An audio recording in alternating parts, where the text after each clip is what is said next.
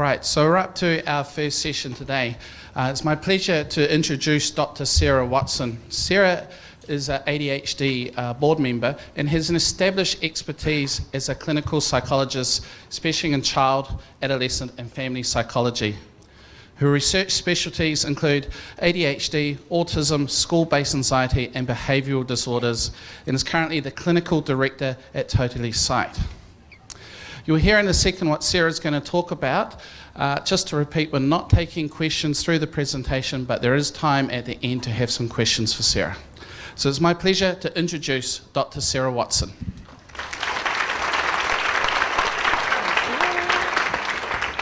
Hello everybody, can you hear me all right? Awesome. So I've already said hello to some of you that I know from before. It's great to see some familiar faces, and hello to those of you who don't know me.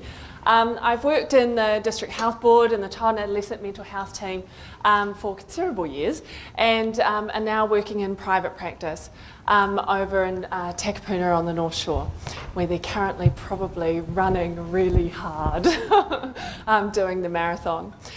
Speaking of the marathon, I was, you'll see here in my title, I've got ADHD. Adventurous, daring, hilarious dude. Reason I put that up there is because I have many awesome kids, some of my boys are absolutely hilarious. And these are some of my boys with ADHD in particular. And one that I was talking to the other day, just thinking about the marathon, was saying about how everybody's doing this marathon and what's a big deal with it. He was saying how every day he runs a marathon, he reckons, around the classroom, outside in the playground, when he gets home. I'm like, quite right. So we decided we were going to make him his own medal. After that, we also looked at what does ADHD mean for him. It didn't mean all the science, it didn't mean all the strategies, it didn't mean all the stuff that often clinical psychologists, want to talk about. Actually, to him, it meant who he was as a kid, who he was that other people saw him as. So we thought, well, who is that? And that's what we came up with. We came up with adventurous, daring, hilarious, and that he is, dude. So I thought I might start with that today. So when we talk about ADHD, what I'm going to do to start off with is obviously we're talking about anger. Why does that come up so much, as well as other emotions, and then also some strategies on how to manage that. So that's kind of like the serious stuff.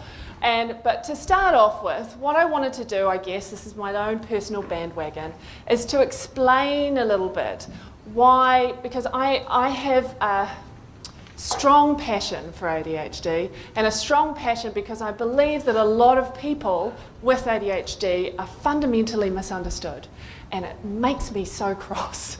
So I want to explain that there is only just one part of a very elaborate, amazing brain that is affected, which makes a young person, a child, an adolescent or an adult different, but not less. Okay? So, with that in mind, please, I'm going to tell you quickly what, in my mind, ADHD is. Obviously, what I talk about today, there is so much more to talk about than what I'm going to present to you. But I guess these are the things that I've selected that, given how many of you there are, I'm hoping will be helpful to you in different parts. Some things some of you may already know. Other things, hopefully, there may be some extra things that you didn't quite know before that you can take away with you. Also, so you know, this PowerPoint is going to be available to all of you, so you don't need to write it all down. You'll be sent a version of it so that you can have it for yourselves to review later and so forth. I also won't necessarily say everything that I've put in the slides. I'm naturally verbose, and that comes out in my slides. So what you'll see there is more information than I really need to say at times, but that's me knowing that you can have it to read later. Okay? I've also put at the end a whole list of references, and at the back, and the references are where I've gotten most of the information from. Some of them, to be honest, I don't remember exactly where I got the information from. Some of it have been my own things that I've developed. There's also at the back of the room, on the table back there, books that I regularly recommend to parents, also ones that I use with some of the adolescents that I work with, and then also with some of the kids. So I don't sell them, but what I do is provide them as examples. You're welcome to take photos of them. Usually you can get them from Amazon, Fish Pond, and all of those. So, and Book Depository, I think, is the other one. So you're welcome to have a look at those at any point. I'm also going to be around during the lunch break if anybody has any further questions, because we don't have much time for questions at the end. Okay? So, as I said, what is ADHD? So, what I wanted to highlight is that there are actually appreciable differences between a neurotypical brain, as we call it, and one that's been affected by ADHD. You'll see here that those that have, on the right-hand side, are ones with ADHD, and on the left-hand side, over here, are the average neurotypical brain. Just see how much the red, as you'll see down here, is the activity level. How much more activity there is in those areas. So much so that now in the States, they're actually able to use brainwave tests to diagnose ADHD. Okay? So, what is it? What we firmly know now is it's not naughty boy or girl syndrome. Actually, it is a neurodevelopmental delay, primarily affecting a specific part of the brain, and that is the frontal lobe. So how do we know? Because research tells us. There's been lots of research that's been done by lots of different people, lots of different universities, all over the world. And what they show here, you will see, is that the development of, this is at year 7, 8, 9, 10, 11, and at 12 years old. And same down here. The one on the top is typical, this is generalising of course, but over lots and lots of young people that they did scans for. For those that are, you'll see the difference in how the cortices, I'm not going to go too much into it because it gets really complicated, but effectively the brain develops, kind of if you think about this as a brain, my brain, it kind of develops from the inside out, from the back to the front. Okay? With ADHD, what's affected? The bit at the very front, on the outside, the last bit to develop. What we know is, through these studies, is that with ADHD, there's an immaturity or a delay in the maturity of that last bit that is happening. So, what is that responsible for? As I said, delay, not deviance. I'll let you go through that when you read back through the slides, okay? So, why do they get so angry and emotional? Because that's what I'm here to talk to you about today. Because the prefrontal cortex, which is this bit right up here, that is that bit that is delayed, is responsible for all of these things. It's not just motor control hyperactivity. It's not just your ability to attend or concentrate on things or get distracted. It actually includes being able to control emotional responses. These kids they actually research indicates that we can almost conceptualize them a lot of the time in terms of these functions only as being about 3 years behind. We think about that, you think about how old, those of you who are parents in the room, you think about how old your children are, and you take away 3 years, that's about probably, I'm generalising, but probably their ability to control their emotions, the level that you should be pitching your parenting techniques at, not pitching them at chronological age techniques at. Get what I mean? Yeah. So, obviously also it impacts behaviour and judgment. Their ability to be able to control what they say when they say it, also what they do at any given time. That too is really young, really young. Now, I don't know how much of you know this, you probably all do because it's fairly much out in the literature pretty widely these days, but it also, the delay and the understanding that we have now and the immaturity also explains why some kids grow out of ADHD and some teenagers grow out of ADHD. Now, some people don't, some continue on through, and often that is predicated by their own genetic makeup, yep, sometimes by environmental factors, sometimes a combination of the two. So, again, this is going to be something else that I'm going to skip over. It's some extra information for you from the slides, okay?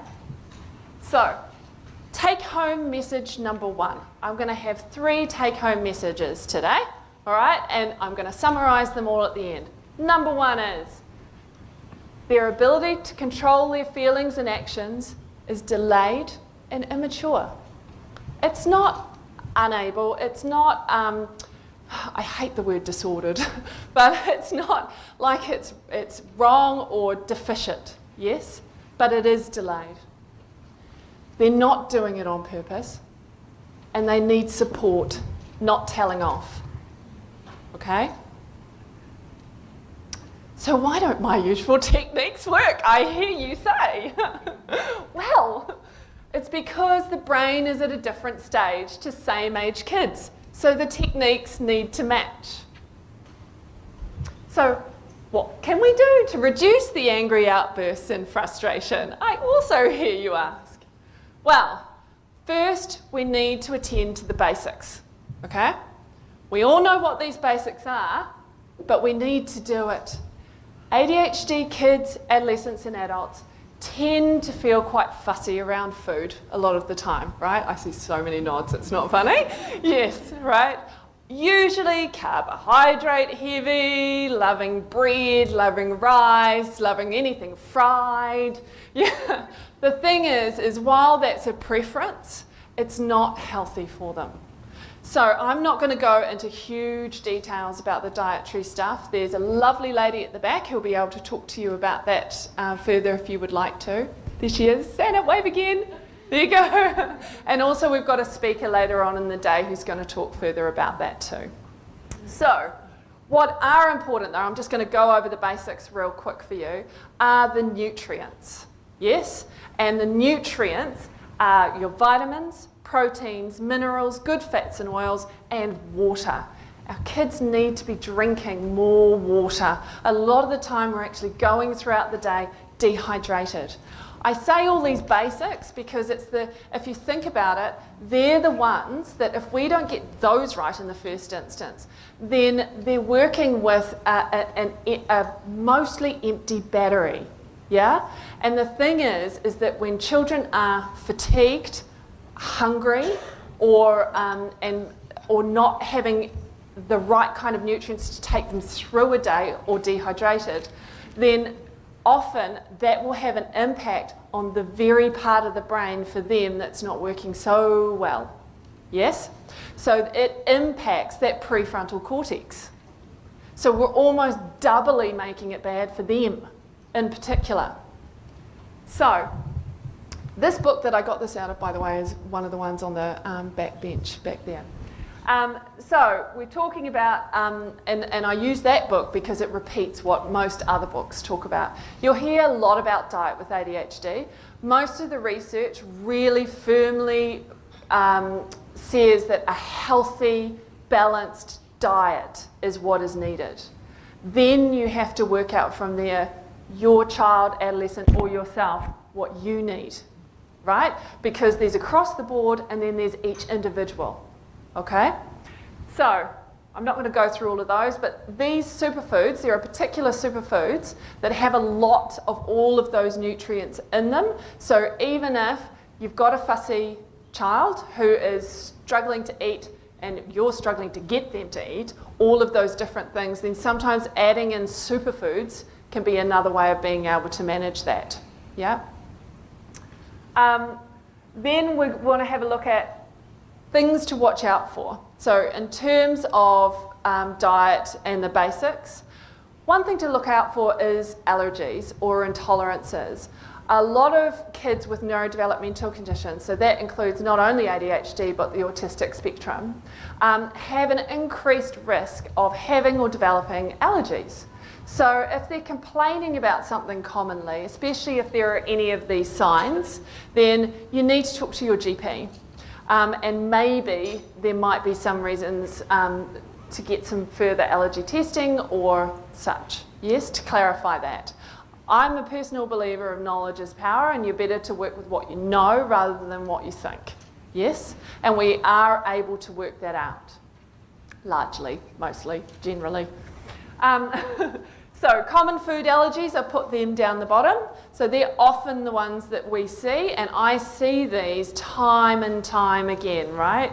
And the other things to watch out for, sorry, I'm standing in your way, are processed foods, fried foods, all of the things that they love, unfortunately, and foods that are high in carbohydrates, and foods and drinks that are high in the harsh chemicals. So you've probably heard lots of times about the dyes and such. It's all about either, if you can omit them from their diet, that's fantastic, or at least reduce them as much as possible. Okay, this is the next thing. So the first one is diet. The second one is a good night's sleep. I mean, I don't know, are there any teachers in the room? Yeah. You know what it's like, right, when kids are coming to class and you know they're tired? They don't learn particularly well. Often their behaviour is more off the wall than it might have been if they had had a good night's sleep. It is hugely important for the ability to learn and the ability to be available to learn. Plus also fatigue, again, impacts the prefrontal cortex. That prefrontal cortex is the part of the brain that is responsible for controlling everything. What happens when we're tired? When you're tired, what do? We lose control. We become more emotional. I know I do. We become more, usually we might bump into things, like we lose our kind of a bit more clumsy. We lose control of all of our, not all of our faculties, but gradually we would over time, I suppose, if we were really, really fatigued. But do you see what I mean? But the difficulty is that quite often it's difficult to get to sleep when you've got ADHD. So what we need to do then is make sure there's things to avoid. So here we've got avoiding intense activity, just like in that evening wind down. There needs to be if your child yourself takes a while to settle, you need to give time to do that and have the activities that you're doing support that it's a wind down time. Yes? So doing things like going out for a vigorous walk at night is not a good idea. Straight after school maybe, or earlier in the day, yes, for sure, that really helps. But also having a long, calming bedtime routine. So having a bath, reading a book or listening to an audio book if reading's not there or your thing. Also having some quiet time, so maybe playing with some Lego quietly in the room, or and that goes for adults too, and, or whatever it is that you like to do. But having some quiet, doing some sewing, doing something that's really slow, quiet, and is going to help you wind down, right? There's other things as well that we sometimes trial at our practice, like we have this amazing company who provide weighted blankets for us, and they make them for bespoke for each individual who wants one. And what we can do is we can lend them out so you can try them. And some, to be honest, sometimes it works, sometimes it doesn't. And that's why we allow people to try them, because you never know. But that can be really helpful, especially if you've got a wriggler and wiggler who tends to wriggle and wiggle and shuffle, and that stops them from being able to calm down. Your other options is using heavy blankets, or heavy blankets for yourself, but we're coming into summer, and that can get real hot, right? So, and other things like soothing music, soothing sound, and such. So, also, we need to reduce unnecessary demands on executive functions. So the executive functions are the things that I've been talking about, that control centre. The control centre is responsible for not only, as I was saying, behaviour, emotion, attention, motor control, but it also relates to organisation and planning. So your ability or their ability to be able to think about what's coming up, what you need to be able to do, and kind of not that that's not possible, but it's not necessarily in a natural, automatic fashion. Instead, it's something that has to be either taught or learnt a lot of the time. So that's where strategies come into place, right? Pretty sure all of you are probably interested in today, hopefully you're interested in today in my talk, is because you're wanting strategies, yes? So part of that is what needs to happen actually, and we need to have strategies that decrease fatigue and decrease frustration, increase the likelihood of success, and increase periods of calm. So wanting to replace the immature internal structure in that prefrontal cortex with mature, adult-led external structure. Bear with me for a second. What I mean by that is organisation. So, with organisation in your external world, or their external world, what you're doing is you're teaching compartmentalising. You're teaching sectioning and being able to put things in a particular place. It's organisation, it's planning, also doing things like, and we'll go into that in a moment, but you'll see here my lovely pictures, that if you have a house that is similar, that has at least some organisational factors, yes, then you're teaching your child, your adolescent, or yourself, and supporting externally the things that are hard to do internally. So you put it in your world. It's like anything, you know, like I guess the bread and butter for psychologists is us teaching others what is perhaps not working as well internally, but to do it in the external world, to use strategies. And that's what organisation is. And it works so effectively. Can be really hard to implement. That's the first battle. Second battle is then maintaining it. But if you can teach your young person and yourself to routinely do it, make yourself and make them do it, so that it becomes something that they learn they need to do. Yes? So I'm not mucking about with it. Also, visual routines and schedules. Obviously, if you've got a really young child, you want to make that just visual. Sorry. And if you're doing it as they get older, he's just telling me we're halfway through. And the other thing is, as they get older, tick boxes are really good. I'm a big fan of tick boxes. You should see my house. There's a little list with tick boxes in them. And reason for that is you get the feedback when you use a tick box. You get the immediate feedback of, ting, I got it, I did it. Plus also, you've got something where the young person is going away, coming back to tick it, then they're right there and can see the next thing. So it's support for their working memory, which is another part which can be difficult. And I'm sure you guys know, those of you who are parents in the room, and sorry, I do talk more about kids and adolescents than I do adults, but is that a lot of the time the morning routines and the evening routines, but the morning routines in particular can be nightmarish. So having a tick box list where you can keep going, go back to the list, honey, back to the list, what's up next? Rather than, can you put your shoes on? Where are your socks? You know, sound familiar? So you can go back to that list and keep reminding them to go back to it. If you laminate it and use a whiteboard pen, they can tick it, they can cross it off, or you can have a different one each day that I put stickers on. You make it so that they're going to be really interested in being part of it. It usually works really well, I'll just give you a hint, it works really well at the beginning, but when it's interesting, and then it might get quite boring and they don't want to do it anymore. So that's where you just go, this is not a negotiable thing. Yes, it was fun at the beginning, but this is what we do. Yeah? So you need to still go back to the list. I know it's not so fun anymore, but we're still going back to the list. We could make it more fun. Should we make it Thomas rather than, I don't know, what's this one? Oh, can't think. The pets, you know the pet? Paw Patrol, that's it, Paw Patrol, yes. So you can change it around is what I'm saying. Like you make it theme it and all that kind of stuff if you're losing interest, is making it into something else. Can't believe I couldn't remember Paw Patrol.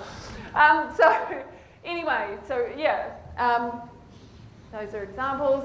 Then we've got the visual homework diary. So with frequent checks, reminders, using visual family diaries, list apps. I love Wunderlist. If you haven't got Wunderlist, you need to get Wunderlist. It's one of those ones that's just lists. All it is lists. You make your own list. It's got tick things. You do it's done and it goes ding. And you think, oh, I did that. Then you've got teaching them the use of reminders too. And alerts. Get them phones with 5 alarms. You know, stuff like that that tells them, oh, now you've got, flute practice. Or now you've got, whatever it is, that now you're going to karate, so that they learn that they need those structures and that they help. Yeah? They're part of the life lessons that you can teach them. Okay, so take home message 2. Don't forget the basics. And food, sleep, and the environment. Okay? So, anger and frustration management. Number 1 is model and teach. So, you literally need to demonstrate how and what to do. So you can imagine, I see a lot of different families with a lot of different things going on. But a lot of the time, what it comes down to at some point is that in the life course of what's been happening with a family as they've been working with a child or children who are a lot more challenging than they were anticipating and who have a lot more kind of unusual ways of behaving or needing to be parented, everyone gets really frustrated. And everyone, quite validly, I think, can get annoyed from time to time. What you need to do, if you're not doing it already or can tweak, is to actually be able to model to them how you manage your feelings, because they're looking to you a lot of the time. And that's a way for them to see that either, okay, I haven't been doing this particularly well so far, so I'm going to start now, and this is what we're going to be doing, okay? So every time I feel like I'm going to be losing it, I'm going to let you know that I am starting to lose it. I'm going to say, I'm getting very cross now, or I'm getting really frustrated, yes? So you want to label the emotion, because for them, they can then start labeling their emotion, yes? And then when you're getting to the point, I'm getting really angry, yeah? I need to step away. So you tell them what you're going to do. We're going to stop right here. We're going to pause this. I'm going to go away to the other room, breathe, calm down, and then we'll come back and talk about this again, okay? But I'm not in control anymore. Okay. Yes? And you go away, and you go to the other room, and you do your breathing, okay? And when you do your breathing, I'm going to teach you how to do the breathing in a minute, you do it properly, and you jolly well calm down, yes? And you don't leave until you've calmed down, because they need to see what a calm person coming back looks like too. So that they know when you teach the skills, because a lot of times they go to people, oh, we tried it and it didn't work. I'm like, well, there's several reasons for that potentially. One of which often is because you've actually not gone away long enough and stayed away until you're actually calm again, properly calm again, so that you can come back and be rational, reasonable, and talk things through, right? So, explain what you're feeling as it increases, say what you're doing to manage your feelings and when you were doing it. And then you come back and you actually carry on, okay? You don't go away and never to return. Have your cup of tea and next minute, you know, but you actually need to come back so that that situation is there, can be repaired, you can do any problem solving. Yes? Because that, again, is teaching them, that's what you want them to do, ultimately. We can all lose it sometimes, right? Everyone can, everyone does. but it's about how you manage it. It's not the fact that you feel. We're all entitled to feel, and we all do. And also kids and adolescents with ADHD will feel things stronger, which is awesome when it's the loving devotion, the sweetness, the "Mummy, you're the most beautiful person in the world." But it's not so great when it's that kind of stuff. But that's the stuff we want to teach them how to manage. So, when you think of your kids, traffic lights is something the teachers in the room will be like, "Oh, not another traffic light." But traffic lights is a metaphor that everybody uses, and I'm going to use it too. Reason for that is that it's a really nice, straightforward way of being able to teach children of all ages what's going on, when you need to do things, and it's a metaphor for us and for them. So we think about emotion as green, amber, and red. Oh man, I'm going to go fast. So we've got green is calm and happy, amber is when that's rising, and red is when it's really strong, right? So, I'm not going to go through all of this, but I'll go through the main bits, okay? So, amber. The point with that is with the kids and with yourself, you want to catch the emotion when it's rising. Now, the way neurologically kids with ADHD and also those on the autistic spectrum, especially, the emotion often goes from 0 to 10 really quickly, right? Yeah? So it is hard to catch it at amber. So part of it is understanding the early warning signs, as we call it. So you need to know what are the kinds of things that are common triggers, because then you see the trigger, you recognise the trigger, then you're going to be also able to recognise we've gone to amber, like it might be within 2 seconds, but we've gone to amber and you need to clamp down on that and go, come on, you've got to move off and do the techniques, right? The chill out techniques. So you need, and these are the common triggers often. Tiredness, and then these are what you need to do. So if somebody is tired, you know that that is what's going on at the moment. They've had a late night, they didn't sleep very well, they've had athletics all day, something happened at school and there was a massive meltdown. You need to decrease all demands. Don't ask them to do lots of stuff that day, not the day for that. Decrease stimulation. Don't then let them go on to the PlayStation or something where there's heaps of stimulation, because then you're likely to get that won't decrease it, that could actually increase it further. Yeah?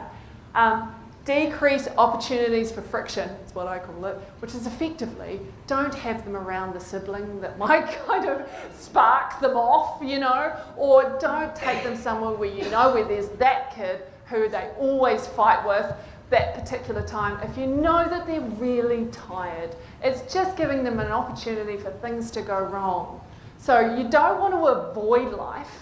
There's a balance, isn't there? But at the same time, it's knowing that if they're likely to have one of their triggers happening, that you actually give them every chance to do well, rather than the chance or the likelihood that it won't. Yeah? Because let's face it, especially for, I think, kids and adolescents, it is tough growing up. And it is tougher when you're at all in any way different, and tougher still when you feel that real strong, right? So we want them to be feeling more positive stuff than as possible, okay? So, these, I'm just going to fast forward through this. So red. So this I call getting a grip.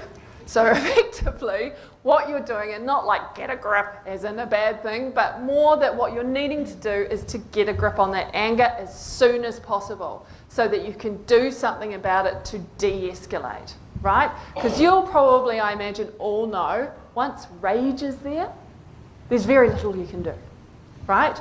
All you can do at that point is to calm as much as possible and keep someone safe.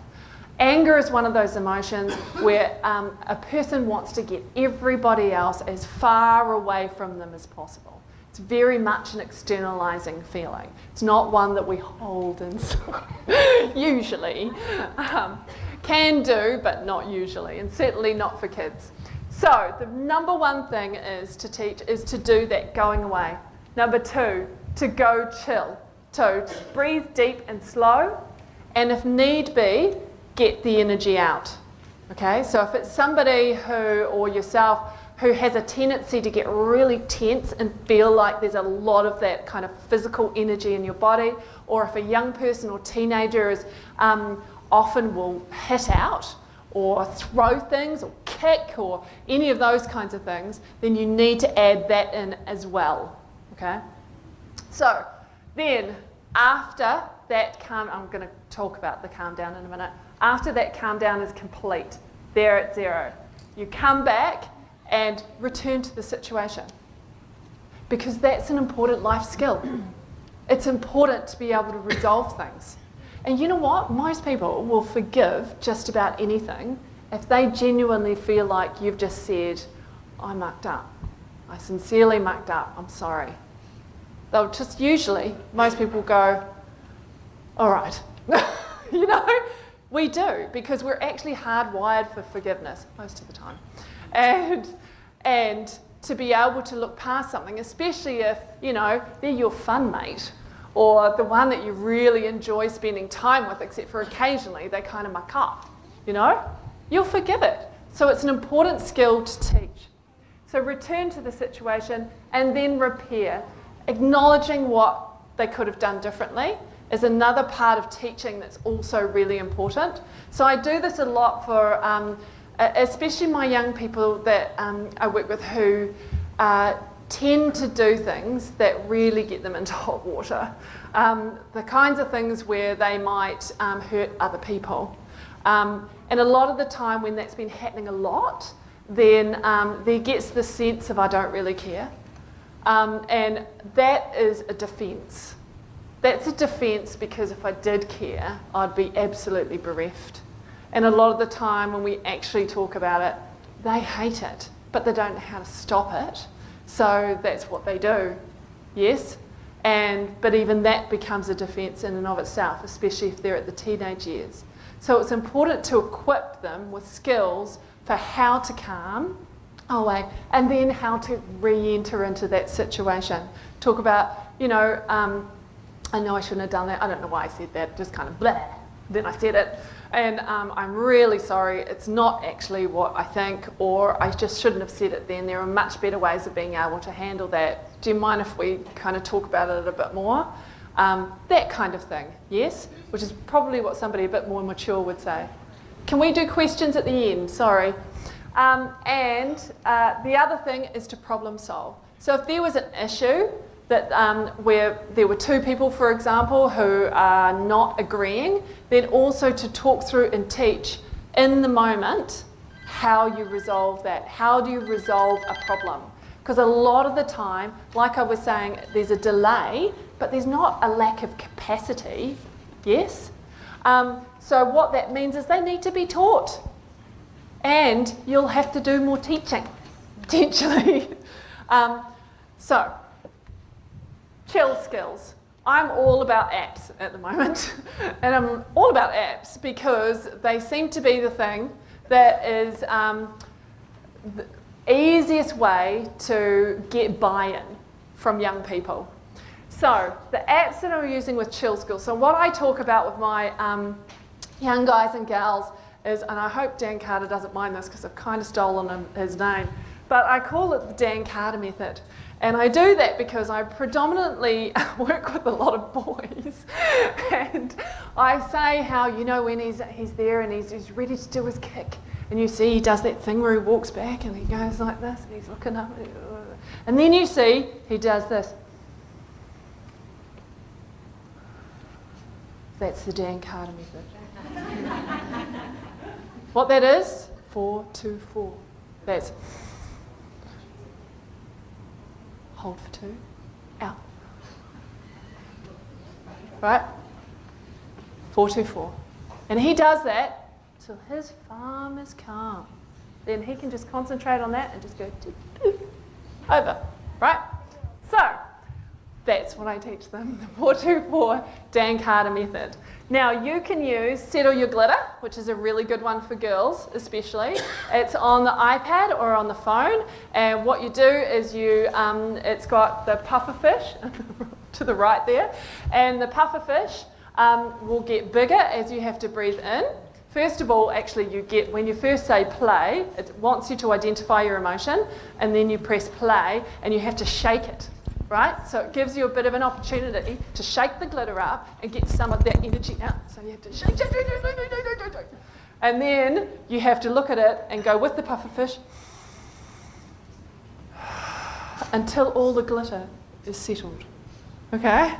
It's really cute. And the other one over to the right there, that it's called Breathe Deep, the one on the right, bottom right there, is one where it's just got a giant nose. And a circle, and you breathe in. You have to set it to the 424. I'm a big believer in 424 after trying lots and lots of different kind of amounts, but they will be breathing fast, or you will be breathing fast to start off with, right? You'll be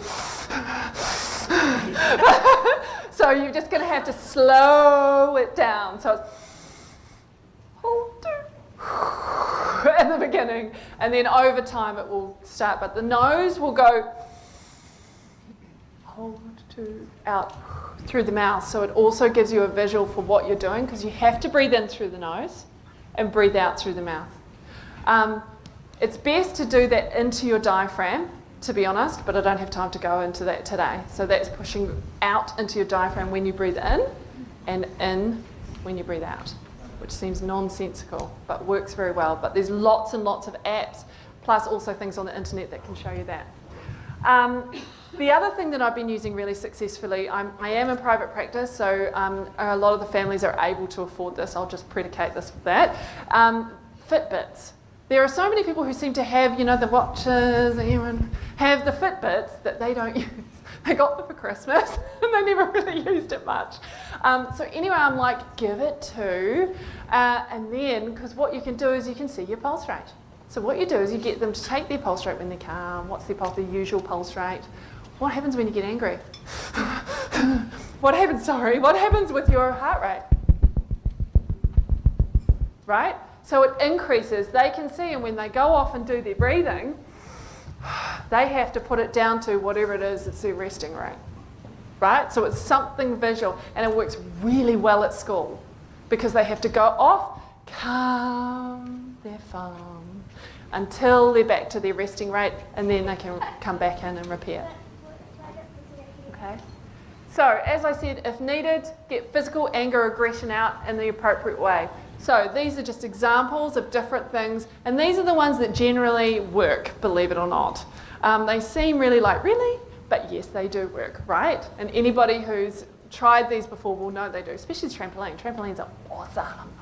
And good that there's one on raffle today.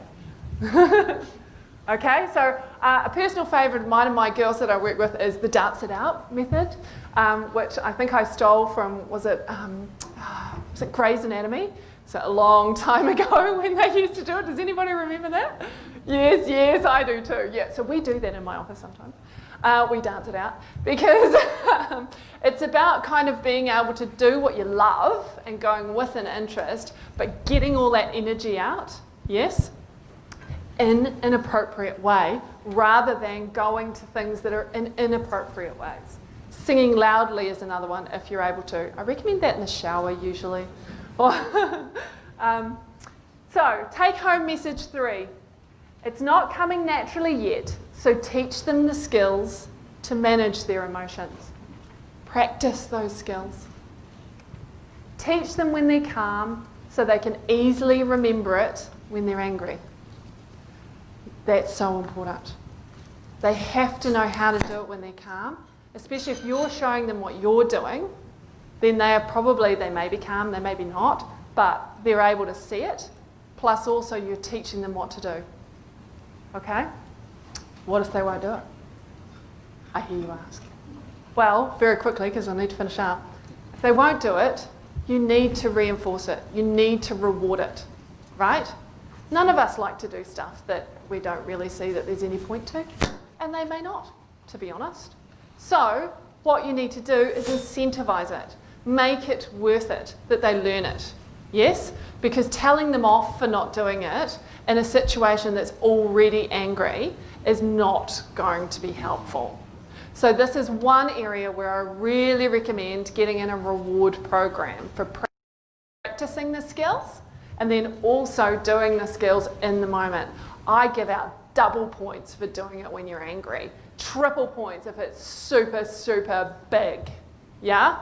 And those, what we recommend, first of all, is you need to make sure that you get their attention when you're talking to them about it. Hang on. Sorry, I skipped to that one. So reward chilling out. But before you do that, it's always really important to get a child's attention.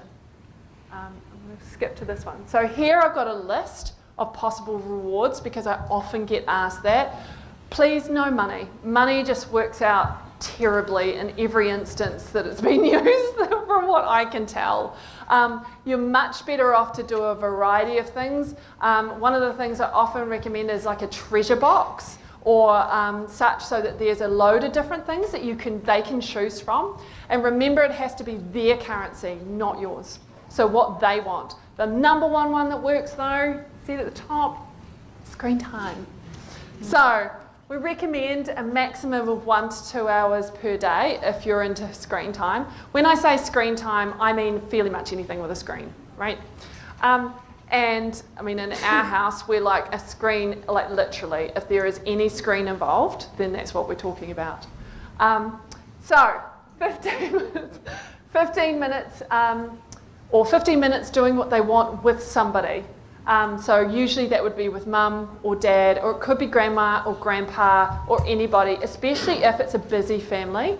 Often that's something that they will really value, but that has to be led by the young person, okay? Or buying lunch from the tuck shop. That's another good one. Going to the beach, playground, food treats, small prizes, and then also if you have a child who tends to be quite defiant or oppositional, give them appropriate ways of control, okay? So you give that, so you're also sneakily teaching them how to make good choices, how to gain control in appropriate ways. Yes? By giving them choices on what the family eats, the whole family has to eat on Sunday night for dinner. You're going to have to put like boundaries around it, I'm sure. But which dessert, what movie the whole family watches and such.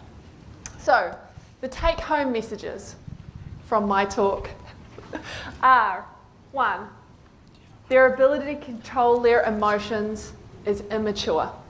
Yes? 2, don't forget the basics. And 3, teach and practice anger management skills. Question? Yeah, I asked this one. The other night, my daughter, she's really into math. She went to travel to math. And she was looking on the internet, people said go to Mars, but then I took her to a yearly past the Star Dome, went to see the galaxy at 9:30, the show for the galaxy. I believe she's a young person. And she found out you couldn't travel to Mars with the solar rays.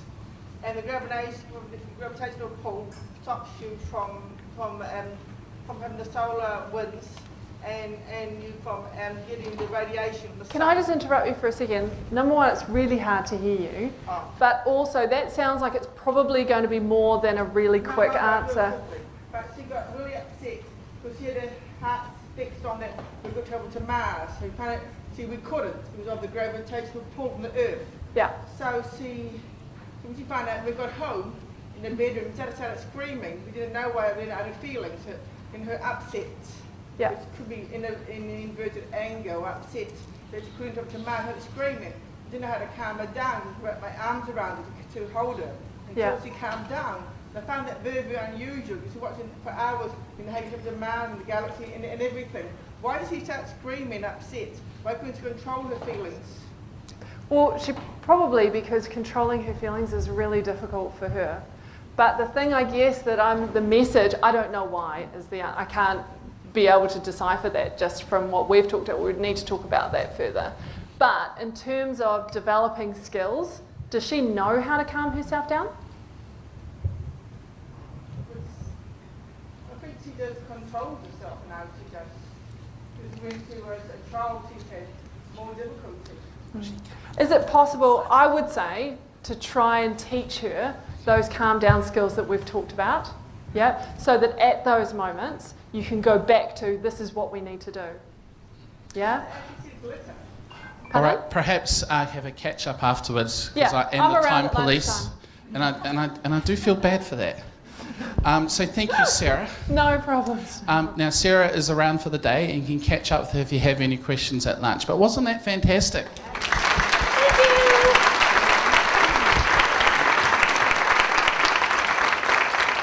So thank you so much. It's just brilliant. No worries. Thanks, guys.